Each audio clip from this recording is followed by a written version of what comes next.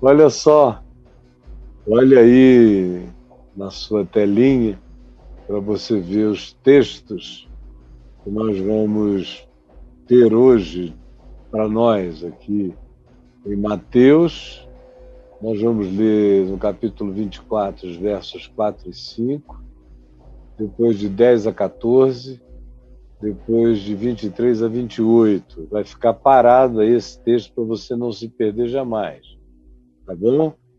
E para nem eu ter que voltar e dizer, olha, põe aí de novo para o pessoal ver, vai ficar aí.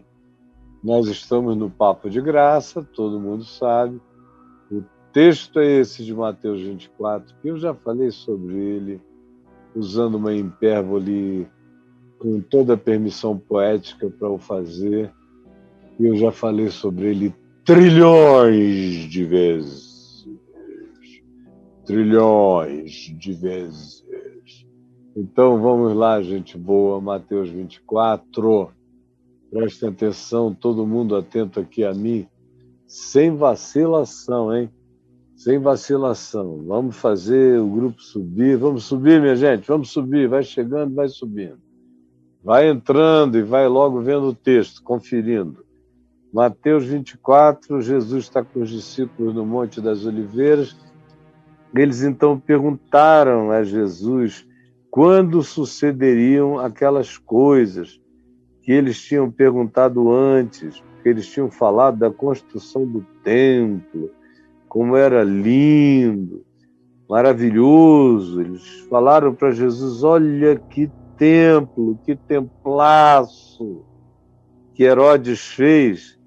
Jesus disse a eles, vede isto, em verdade vos digo que não ficará pedra sobre pedra que não seja derrubada. Vai ficar nada. E não ficou nada. Não ficou uma pedra em pé. E todos os entulhos estão sepultados na esplanada do templo, e os muçulmanos que hoje têm a propriedade daquele status, daquele lugar ali em cima onde era o templo dos judeus, não permitem escavações. Mas está lá embaixo uma quantidade enorme de coisas que os romanos não levaram, porque vocês sabem que com a destruição do Templo de Jerusalém, eles, de fato, concluíram,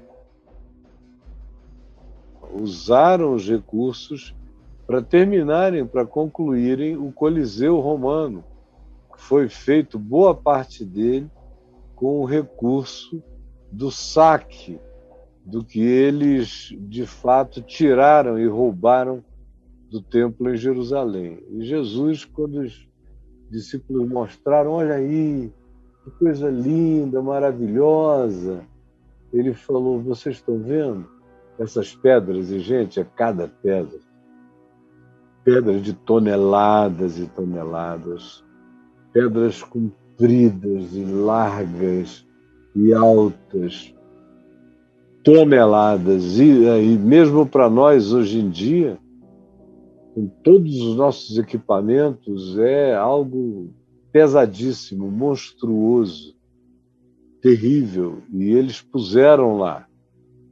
E eu já andei lá por baixo, no túnel do Muro das Lamentações, em alguns lugares que estão fechados, e amigos meus, arqueólogos, deram a permissão e um querido amigo me levou, mais de uma vez, 3 amigos, em lugares inacessíveis, onde você vê as pedras enormes daquela base. E você vê pedaços dela onde hoje é chamado de Muro das Lamentações. E Jesus disse, todavia, que aquelas pedras que faziam o templo lá em cima, que era enorme, tomava conta de toda aquela esplanada superior, não ficaria dali pedra sobre pedra que não fosse derrubada. Nada. Então, esse é o contexto. E aí, no verso 4, ele, respondendo também à pergunta deles, que dizia, Senhor, quando sucederão estas coisas? Eles estavam falando do dia em que pedra sobre pedra não ficaria no lugar. E que sinal haverá da tua vinda? São duas perguntas. Uma é sobre a destruição de Jerusalém. E a outra é sobre a volta dele. A volta dele. Que você nem crê mais que aconteça. A maioria aqui virou saduceu. Eles creem em Deus, na importância de Jesus como um profeta, ou até um filho de Deus, um filho de Deus, e que disse coisas incomparáveis, e tem alguns até que creem que ele ressuscitou dos mortos, para dar uma esperançazinha para a gente, mas não creem que ele vai voltar. Isso aí é um outro business. Cada vez mais tem gente que não crê que ele vai voltar. É por causa dessa desesperança que as pessoas vão escolhendo os líderes políticos mais bizarros, mais doidos, com promessas de mito, com promessas de solucionadores, de messias, de salvadores, porque não creem mais que Jesus vai voltar, vão topando todas as mirabolâncias, todas as miragens, todos os enganos, todas as promessas falaciosas. Se a pessoa não é uma criança historicamente tola, politicamente sem memória, não abraça de jeito nenhum aquilo ali. Mas a garotada, meu Deus, a garotada bebe a largos sorvos. E ainda rota dizendo, cala a boca que você não sabe nada. Porque não creem mais na palavra de Jesus, em como Jesus descreveu essas figuras, disse que elas nos seriam comuns, tanto quanto não creem mais que Jesus vai voltar. Então ficou uma pálida, uma esquálida crença num Jesus moldado à imagem e semelhança da religião. E aí fica difícil para qualquer pessoa inteligente crer nesse Jesus segundo a imagem e semelhança da religião. E desculpa, você tem que ter uma certa dose de ignorância somada à alienação, coroada com alguma burrice, para crer nesse Jesus moldado à imagem e semelhança da religião e que fica parecido com o projeto político da hora, faz com que os crentes que já apoiaram todo mundo, já apoiaram Constantino, já apoiaram príncipes francos, já apoiaram reis ingleses e rainhas, já apoiaram movimentos radicais na Europa entre o sexto e o 18º século, já apoiaram de tudo. Já apoiaram os puritanos americanos, os Quakers, já apoiaram, em nome de Deus, os confederados, os que queriam lutar para manter a escravidão nos Estados Unidos, já apoiaram, em nome de Jesus, as coisas mais impensáveis. Já apoiaram no curso dos anos os reis e candidatos a imperadores. Já houve muito crente apoiando Mussolini. Já houve papado apoiando Mussolini. Já houve crente aplaudindo o Hitler e não só houve, a maioria daqueles que se engajaram no projeto reformados da Reforma Protestante de Martinho Lutero. E se você prossegue, meu Deus, isso não tem fim. Como nos nossos dias, no nosso país, você vê esse alinhamento todo de crentes apoiando o anti-evangelho, a antiproposta, o anti-ensino, o anti-amor, a antimisericórdia, apoiando a complicação, não a simplificação, apoiando o antagonismo às soluções para a vida, por causa de interesses políticos ali adiante, para mobilizar um grupo de fanáticos que não sabem distinguir a mão direita da mão esquerda e que os apoiam gritando que fazem isso em nome de Jesus, em troca de que se proíba casamento entre pessoas do mesmo sexo, em troca que se põe uma legislação pesada contra os LGBTI+, em troca de que se deixe o meio ambiente do jeito que o meio ambiente está, queimando, sendo destruído, em troca de que a gente tenha uma terra plana, porque isso é sinal de que nós negaremos toda a ciência, todo o conhecimento.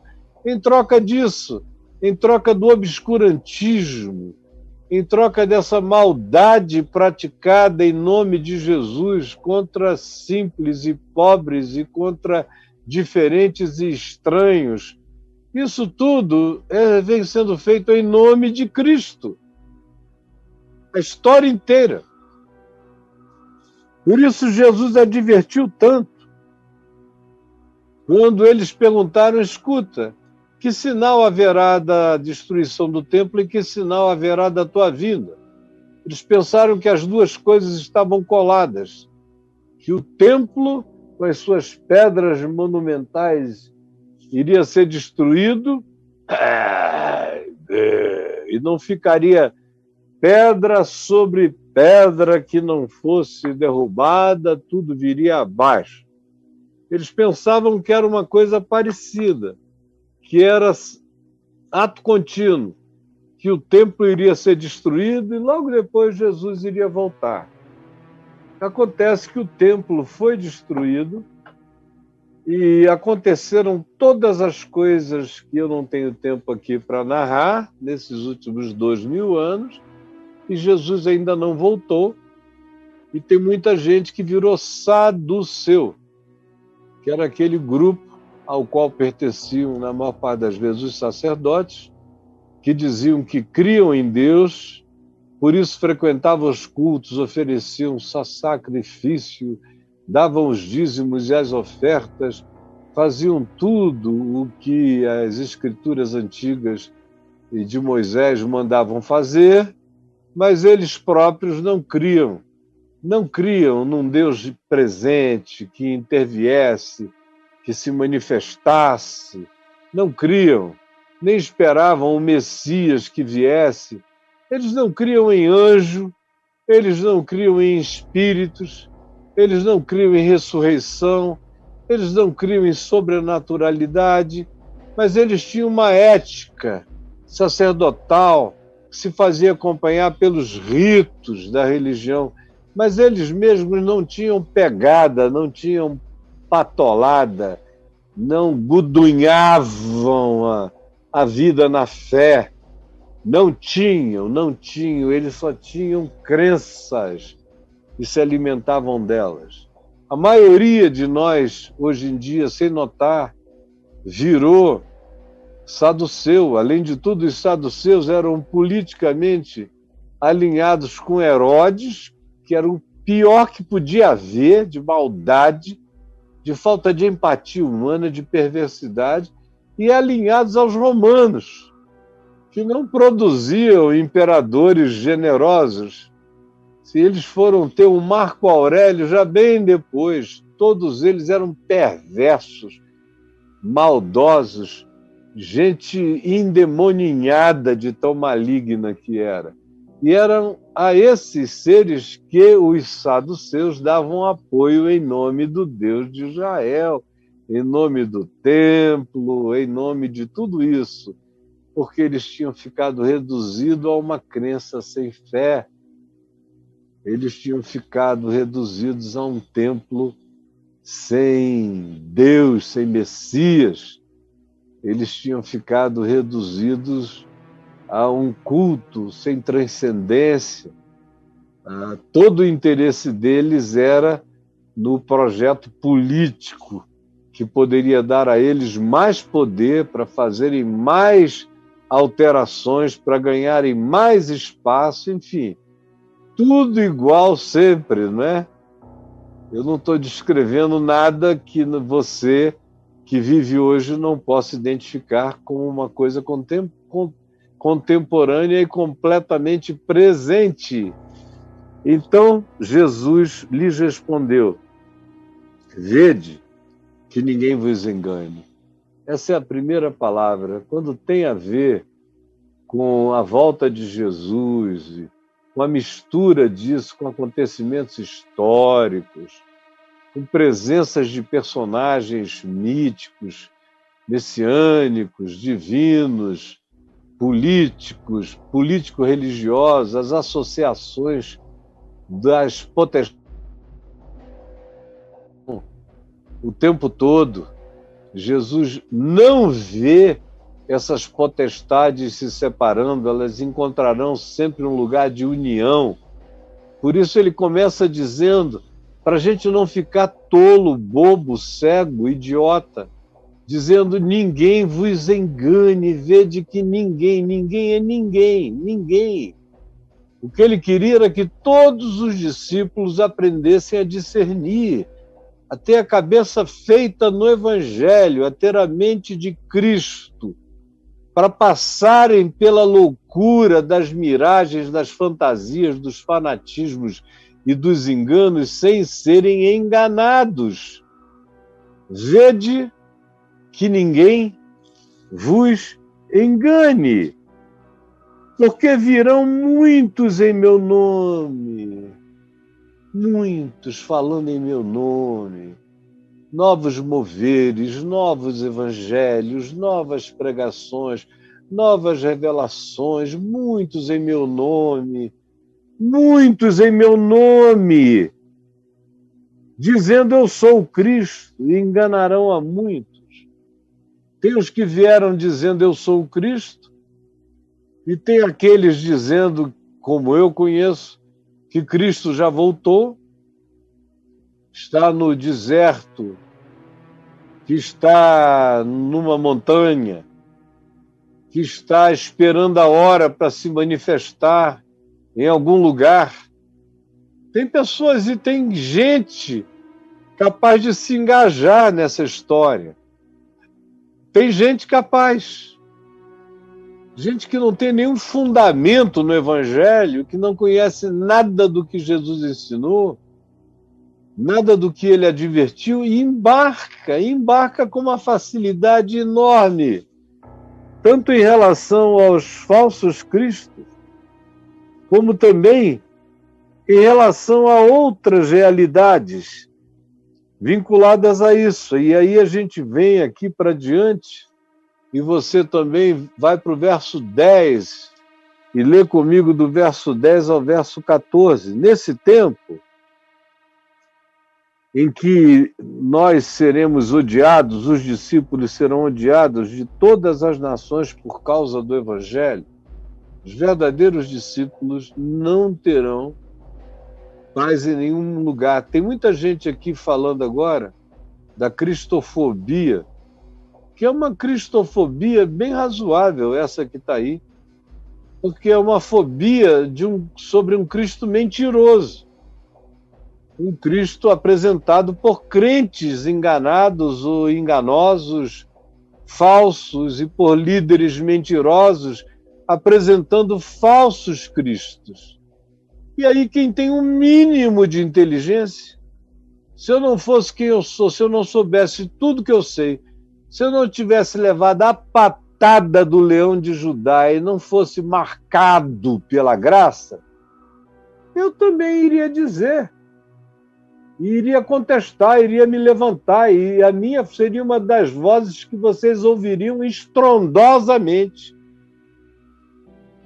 denunciando vocês como pervertedores e como gente inaceitável para viver em sociedade, porque os crentes se tornaram pessoas inaceitáveis, são socialmente perversas, totalmente incapazes de conviver com a diferença do outro. Eles querem criar um monobloco cultural contra todos. Aí, quando o pessoal começa a se revoltar contra o Jesus que a religião ensina, eles ficam, ai, meu Deus, ai, tá doendo, olha a cristofobia. A cristofobia é por causa da tua idiotice. E aí é a idiotofobia que produz a cristofobia. Porque se nós estivéssemos vivendo conforme Jesus ensinou, a nossa perseguição seria doce, seria digna, seria cheia de alegria. A gente ia levantar a cabeça e dizer: graças te dou, ó Pai, porque tu ocultaste essas coisas dos sábios e entendidos, sim, ó Pai, mas tu as revelaste aos pequeninos, porque assim foi do teu agrado. Levantaríamos a cabeça aos céus e glorificaríamos aquele que nós aguardamos que venha e que traga todas as esperanças de todos os sonhos e de todas as utopias até nós. Esse seria nosso espírito, como foi o dos apóstolos. Ninguém fez uma moção. Olha, tem uma cristofobia em Jerusalém, em todo Israel, Judéia, Samaria, até os confins da terra. Não. Eles foram e enfrentaram a cristofobia. Fosse qual fosse, pregando a ressurreição, cheios do Espírito Santo, cheios de amor, o que é absolutamente diferente de tudo que a gente vê aqui entre nós, né? Esse choramingo de gente covarde que dá mordida no outro, tira um tasco, e aí quando o outro se volta contra você, você diz: não me toques, você é um cristofóbico. Para com isso, vira homem, vira gente grande. Eu não aguento mais essa meninice covarde desses pseudo-crentes. Nós não temos nenhuma cristofobia digna de Cristo. Toda cristofobia no mundo é totalmente digna da igreja, que o representa como quem representa a Satanás.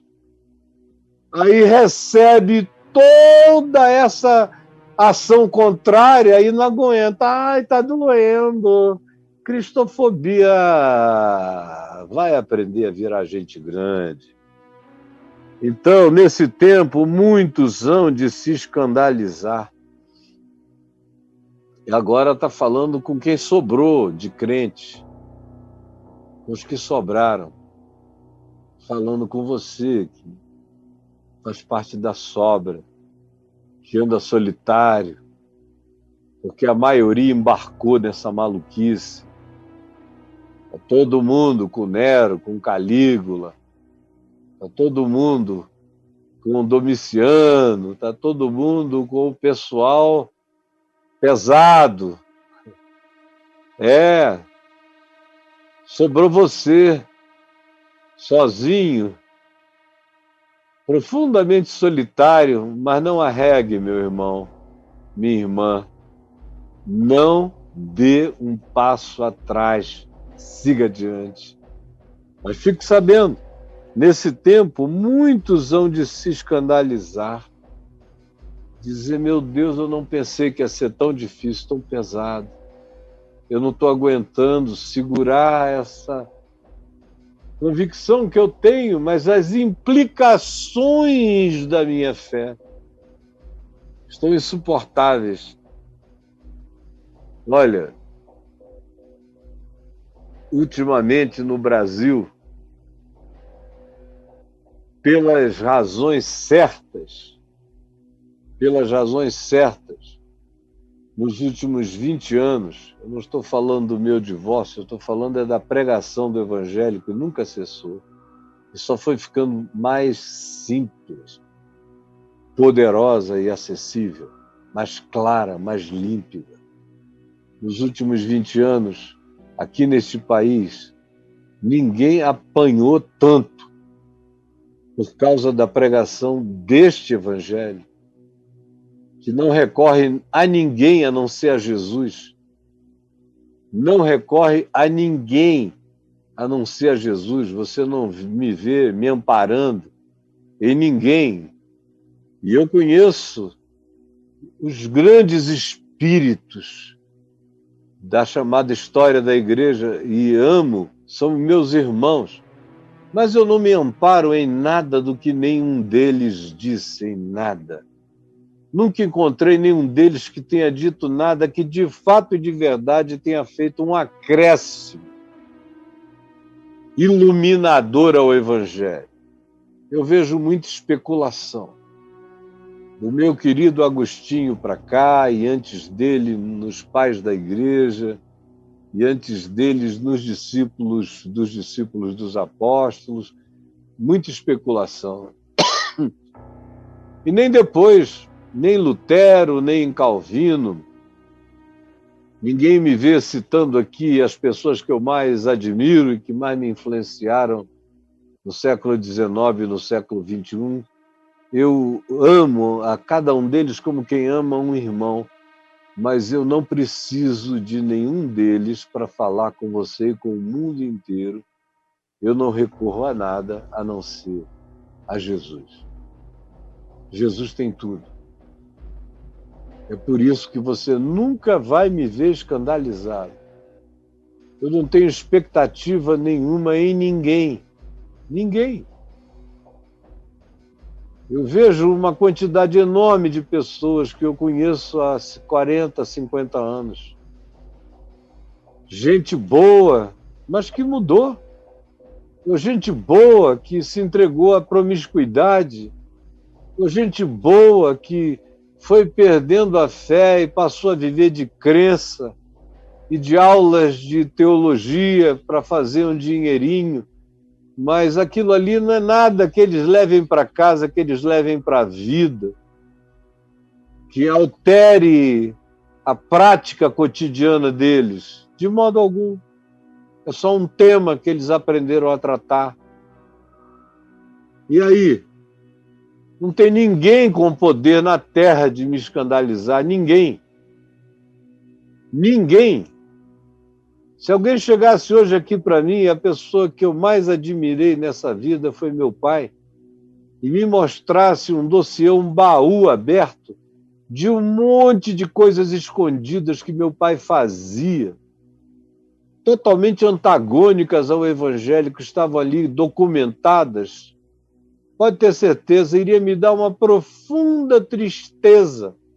Mas vocês não iriam nem saber, no dia seguinte eu estaria aqui, com a mesma convicção de fé, porque eu não criei por causa do meu pai. Chegou um ponto na vida em que meu pai também creu por causa de mim. E a nossa relação nunca foi de interdependência de fé e nem é com ninguém. Eu fui muito influenciado pelo meu querido reverendo Antônio Elias, quando eu era um adolescente, um jovem pastor, e fui sucedê-lo. Mas qualquer coisa que me apresentassem, que ele pudesse ter feito de negativa, jamais teria o poder da coisa nenhuma, porque eu não sou discípulo de nenhum deles. E Jesus nunca picou fundo, nunca negou fogo, nunca retrocedeu. Ele foi obediente até a morte, morte de cruz, e arrebentou a morte de dentro para fora, ressuscitando de entre os mortos. Não há poder na terra e no céu capaz de me fazer me escandalizar. Depois do que eu sei, do que eu conheço, do que eu provo, do que eu experimento, de Jesus em mim e de mim em Jesus, não há mais escândalo possível. Aí eu fico tão triste quando eu vejo pessoas que não podem ver um amigo querido ou uma amiga pisar na bola, que perdem a fé, não querem saber de mais nada. Ai, meu Deus, eu não vou não. Vocês são aqueles que parece que foram descritos aqui como os que nasceram para se escandalizar. São os que se escandalizam de tudo. E é uma pena que sejam declaradamente discípulos de Jesus, porque se escandalizam de qualquer que seja a idiotice feita e praticada por essa legião de traidores que dizem que são apóstolos, bispos e líderes da Igreja de Jesus. Naquele dia, nesse tempo, muitos se escandalizarão e passarão a trair uns aos outros, engano. Se você for aqui da bancada da Bíblia, tudo que você encontra é traição, cada um traindo o outro, traindo o outro, traindo o outro. Líder de denominações, eu sei, gente. Eles me conhecem pelo nome, e eu, pelo nome deles, tenho o telefone de todos eles. Eu sei o que eles falam. Eu sei como eles descem a lenha, como eles traem e enganam, como eles passam a perna uns nos outros, como eles roubam gente, campo, templo, igreja. Roubam, traem. Eu conheço alguns que me disseram com um sorriso estranho na boca que tinham tido relações sexuais com a mulher do colega mais importante da denominação. Ele me odeia, mas eu também peguei a mulher dele, dizendo isso como vingança. Porque o que mais existe é traição. Então por que eu vou me escandalizar se Jesus já me disse que muitos haveriam de trair e enganar? Como ele prossegue dizendo, escandalizar, trair e odiar uns aos outros, odiar. Eu sei desse ódio porque eu sei que tem gente que me odeia mesmo. E você sabe também. Você conhece uma quantidade enorme de pessoas que me odeiam. Se você chegasse e dissesse, olha, o Caio morreu hoje à noite, amanheceu morto, eles iriam dizer também, foi a mão do Senhor que pesou sobre ele, porque ele estava destruindo a igreja, levando milhões a crerem num outro evangelho que não é o evangelho da igreja, da nossa igreja. Foi a mão de Deus, eu sinto muito, mas ele precisava ser parado mesmo, porque ninguém estava parando o cara, Deus foi lá e parou. E dizem isso com muito ódio, e você sabe disso. Mas você fica escandalizado quando faz um ensaiozinho de seguir a Jesus, aí começam a perseguir você, você já volta 20 passos atrás, né?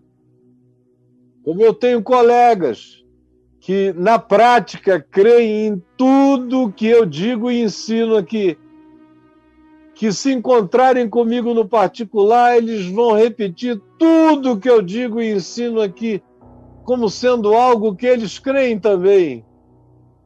Mas se você trouxer um líder, ou 2, ou 3, ou 4 da igreja deles e puser na mesa, ele já vai fazer uma média brutal, extraordinária, vai virar outra coisa, e eu fico olhando, digo, meu Deus, eu pensei que tinha tido jeito, mas não, continua comprometido com o evangelho da instituição e não com o evangelho de Jesus e da ressurreição dos mortos e dessa liberdade plena. Muitos haverão de se escandalizar, haverão de trair e virão a odiar uns aos outros intensamente. Então, nesse período, aonde está todo mundo escandalizado, traindo e odiando, levantar-se-ão muitos falsos profetas. e enganadores que enganarão a muitos, porque esse pessoal só se escandaliza do Evangelho, mas eles não se escandalizam dos falsos evangelhos. E aí, em relação aos falsos evangelhos, eles vão aos montes. O problema deles é com o genuíno evangelho de Cristo Jesus, assim como foi nas páginas do evangelho. Uma minoria que seguia Jesus e uma maioria permanecia distante ou hostil, ou esperando os acontecimentos, ou seguindo os fluxos indicados por outros, assim também entre nós, em abundância, para todo lado. Eu acho um milagre sem tamanho, que haja tanta gente aqui comigo, em todas as plataformas somadas. São tantas pessoas, isso dá mais de 1 milhão de pessoas aqui que se inscrevem e que mandam umas para as outras. Lá no fim chega a 2 milhões, a 3 milhões de gente alcançada. Eu acho um milagre, considerando os tempos, as épocas, as atitudes covardes dos que sabem, mas não têm coragem de declarar, de modo que têm sido os pequeninos que Deus tem levantado para fazer a palavra simples do Evangelho se espalhar. São as ovelhinhas que não têm medo de lobos, os que estão fazendo o spreading, o espalhamento dessa palavra, esses que têm sido vetores de irradiação dessa graça no mundo. Olhem, e por se multiplicar a iniquidade, o amor se esfriará de quase.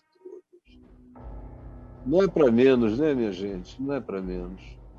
É muito engano, é muita mentira, é muita guerra cristã, é muito ódio, é muito cristão contra outros que eles chamam de pagãos, é muito espírito de antagonismo contra os diferentes, é muita raiva política dos que são ideologicamente distintos, é ódio, muito ódio de quem tem uma atitude sexual diferente, ódio mesmo, repúdio, nojo, como eu ouço dizer, desculpa, reverendo, mas eu tenho nojo.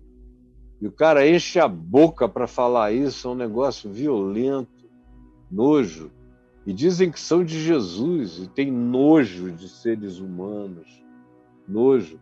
Eu posso não concordar com um monte de coisas, mas eu não tenho nojo, graças a Deus, de ninguém. Por mim, o atual governo era todo substituído o mais rápido possível. Quem dera puxar as eleições e haver uma substituição, porque está difícil demais, mas eu não tenho ódio de ninguém. De ninguém. Eu quero que todos eles se convertam, de fato e de verdade, e cheguem ao pleno conhecimento da graça de Deus. Quem me dera um dia receber essas pessoas genuinamente como irmãos na fé, segundo o Evangelho, e não como abusadores, manipuladores da igreja, em conluio, bandido, com crentes perversos, para controlarem uma maioria ou um grupo suficiente para ir formando a maioria necessária à continuidade das 3 louquices e das insanidades propostas. Mas, conquanto eu tenha essa convicção, eu oro por todos. E o meu desejo é que nenhum se perca, mas que todos cheguem ao pleno conhecimento da verdade. Eu separo uma coisa da outra. Como seres e entes sociais e políticos são desastres, como a história do Brasil nunca conheceu, em tão pouco tempo, um desastre concentrado num volume tão intenso quanto esse. Todavia, eu oro todo dia por todos eles, pedindo que se convertam. Pode ser uma oração utópica, mas é problema deles. Eu, da minha parte, creio, oro e peço. Como meu Pai Celeste pede e deseja que nenhum deles se perca, mas que todos cheguem ao pleno conhecimento da verdade, assim também oro eu a oração do meu Pai que está nos céus. Agora, uma coisa é uma coisa, outra coisa é outra coisa. Em relação ao que fazem e a como são, eu, de fato, tenho um coração totalmente diferente, espiritualmente antagônico. Eu sou ovelha de outro rebanho, pastoreado por outro pastor, aprendendo outro evangelho de Jesus, e que não tem nada a ver com esse Cristo que faz gerar medo e fobia. E eu sei que é assim, e nada me escandaliza. Nem 100 vezes o pior deles tem poder de me escandalizar. Jesus já disse, abra o olho, Caio, veja, vai ser assim, não se assuste, nem tenha medo, nem dê passos atrás quando te odiarem, quando vierem contra ti, tu estás fazendo a minha vontade no mundo, sendo esse sal, sendo essa luz, sendo esse fermento, sendo essa pedra de grande valor, sendo essa árvore que começou com uma semente pequena como de mostarda e que hoje oferece sombra a milhares e milhares que vêm encontrar e fazer ninhos. Não desiste, prossegue. E eu prossigo, sem medo nenhum, nem de ninguém. Tem nada que possam fazer que me coloque numa situação de medo ou de retrocesso. Eu não sei voltar daqui. O meu caminho é só daqui para frente. Isso tem a ver com a fidelidade a Jesus e ao Evangelho.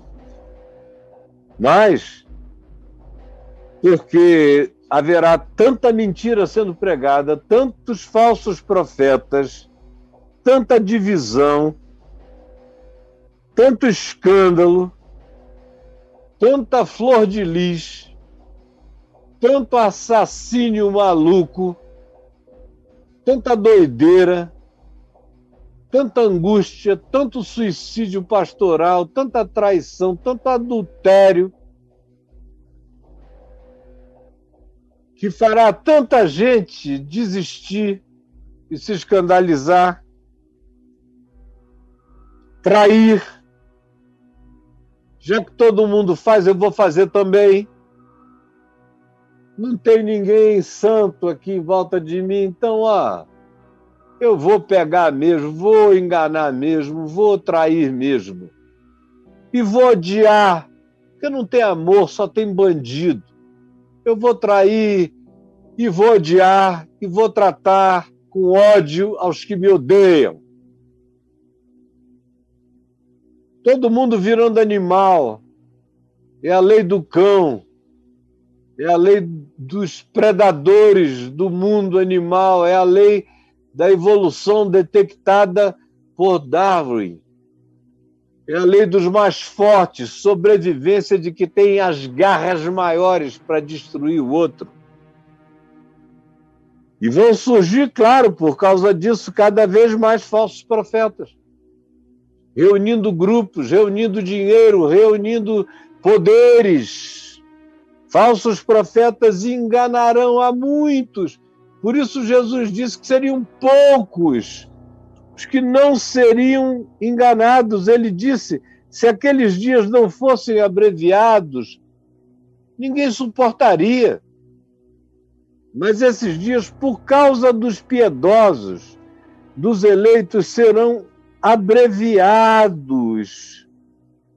E por se multiplicar a iniquidade no mundo e, sobretudo, no meio dos crentes, porque ele está descrevendo aqui um ambiente de gente que deveria crer e se tornou hostil e cheia de ódio uns para com os outros.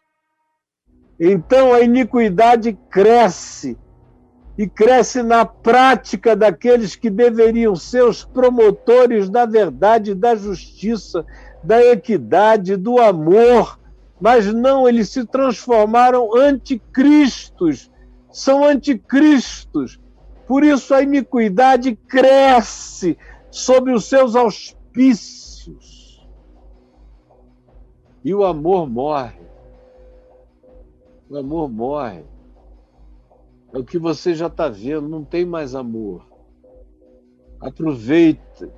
Aproveitem as pessoas que ainda amam e fortaleçam essas pessoas para que elas não caiam, não percam a fé. Porque a iniquidade está se multiplicando e o amor está se esfriando. Gente, se esfriando de quase todos. Se esfriando de quase todos. Quase todos. Eu encontro mais gente capaz de amar no mundo do que hoje em dia dentro das igrejas. Dentro das igrejas é muito ódio. É pai que não fala com o filho, porque o filho é diferente dele, não fala com a filha. São famílias que isolam uma menina que ficou grávida sem ser casada e odeiam. É gente que se escandaliza do mal, tanto quanto tem gente que se escandaliza do bem, porque já não sabe mais nem diferenciar o verdadeiro evangelho do falso evangelho. Então, o verdadeiro evangelho escandaliza gente que está tomada pelo ensino enganoso dos falsos profetas, que é o que cobre o planeta todo. E a gente vai vendo o que deveria ser uma comunidade alternativa, cheia de amor, de graça, de inclusividade, de respeito, de perdão, de compaixão, de misericórdia, como Paulo disse, onde os membros menos dignos fossem cobertos como no corpo, com muito maior honra, porque eu estou aqui com a cara de fora, com a mão de fora, mas os meus órgãos genitais estão cobertos com pelo menos 2 coberturas. Eu cubro o que em mim tem menos honra, eu cubro com muito maior honra. Paulo disse assim deveria ser o corpo de Cristo. Ao invés de vocês botarem essas pessoas lá na frente, dizerem, olha aí o traidor, vocês deveriam cobri-las, ajudá-las no silêncio, discipulá-las e recuperá-las, mas não. É tudo o oposto do que se ensina, é tudo diferente do Espírito de Cristo. Esse Espírito que se tornou já múltiplo e quase onipresente, tomando conta de tudo, de todos. Eu só vejo a gente de todos os ambientes da fé, da Igreja Católica, passando pelas igrejas pentecostais, neopentecostais, chegando às igrejas reformadas, até as reformadas mais reformadas, eu só vejo gente chocada, triste, infeliz e escandalizada. Ou por uma coisa ou por outra, quando não é pelo comportamento, é pelo trato perverso que dão àquele que tropeçou, aquele que caiu, aquele que no chão precisa ser erguido. Multiplicar-se-á a iniquidade, então o amor se apagará. O amor se apagando de quase todos. Agora preste atenção, olha aqui para mim. Eu estou terminando. Aquele porém que perseverar até o fim, que atravessar essa loucura toda, esse será salvo. Aquele que atravessar a loucura será salvo. E não fique olhando demais para o abismo, porque, como disse Nietzsche, ele conversa de volta com você. Olhe para os céus, de onde há de vir a sua redenção. E olhe para Jesus, o autor e o consumador da fé, que é o nosso apóstolo, bispo e guia eterno. Os olhos bem firmes em Jesus, o autor e o consumador da nossa fé, prossigamos essa carreira que nos está proposta sem olhar para trás. Você está me entendendo? Eu venho aqui todos os dias trazer uma exortação no Espírito Santo, no Evangelho, para fortalecer o coração de quem quer que queira receber esse fortalecimento. E eu peço agora a Ti, Jesus, que essa palavra tão simples, com a descrição do que disseste, com tons renovados pela realidade que nos cerca, eu peço que essa palavra esteja chegando a todos e não encontre reação negativa no coração de ninguém. Que, ao contrário, todos nós sejamos convencidos do pecado, da justiça, do juízo. Tenhamos o coração dissolvido, quebrantado, curvado diante da Tua sabedoria e com desejo de obedecermos essa sensatez que nos salva da loucura, essa sanidade que nos capacita a atravessar a sandice dos tempos, da história, da igreja e dos crentes todos. Salva-nos das mensagens malignas e dos apelos enganosos. É o que eu te peço, em nome de Jesus, com perdão dos meus pecados. Amém e amém.